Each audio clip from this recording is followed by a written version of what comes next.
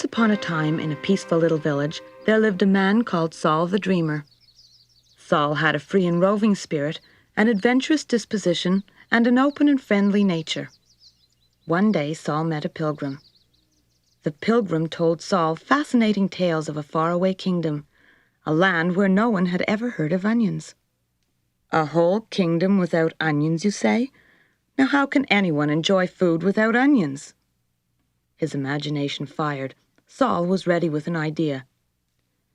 I will treat them to their first taste of this vegetable. He loaded his wagon with sacks of onions and set out on his long journey.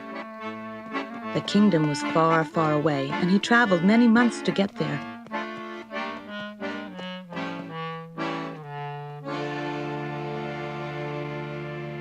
On arrival, Saul the Dreamer wasted no time admiring the golden towers of the magnificent city. He headed straight for the royal palace and presented himself to the king.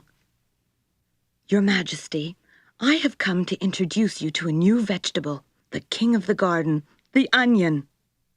It has a unique flavor and will improve the taste of all food beyond belief. Your Highness, I urge you to try it. The king gave his consent. Very well, I shall try your onions. But if this strange plant should prove distasteful to anyone, I shall have you beheaded. A formal dinner was prepared, featuring the onions. The nobility of the mighty kingdom, as well as the common folk, were ordered to attend.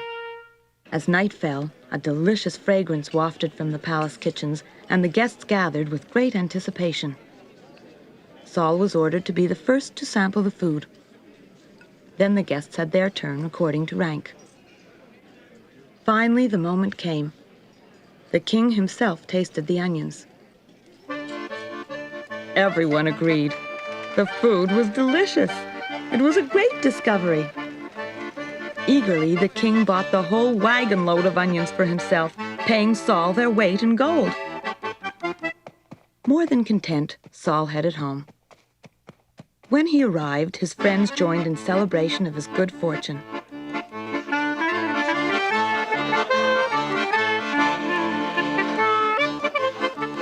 Saul the Dreamer never tired of telling his story of the generous king of the land where gold was cheaper than onions. Overhearing all this, the sly Eli had a plan. He vowed to win an even greater fortune than Saul's. Garlic is not only more expensive, but infinitely more fragrant than onions. I will sell some garlic to that king, and shall accept nothing less than diamonds in exchange. He quickly gathered a cartload of garlic and left without even saying goodbye. He followed in the footsteps of his lucky neighbor. As Saul had done before him, Eli succeeded in convincing the king to try his delicacy. Eli had predicted correctly. The garlic was relished by all, even more than the onions. The aroma was simply superb. They've never tasted anything quite so delicious. The king wanted to reward Eli fairly for the divine food, and mere gold just would not be adequate.